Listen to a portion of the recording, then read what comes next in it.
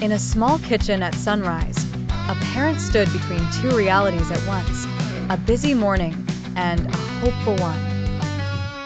On the counter sat a stack of reusable lunch containers, washable cloth napkins, a fruit slicer, and a jar labeled leftovers. The first rule was simple: pack what was already there. Last night's pasta became today's lunch. A handful of carrot sticks filled the empty corner, and an apple was left whole to avoid extra packaging. The parent worked quickly, but not carelessly, turning routine into a small act of care.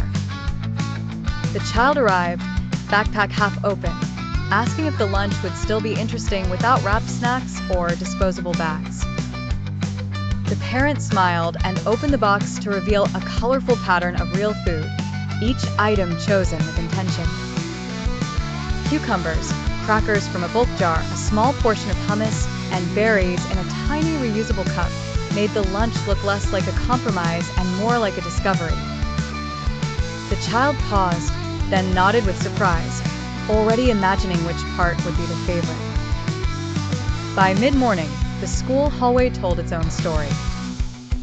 Some lunches returned home untouched, hidden in plastic and waste.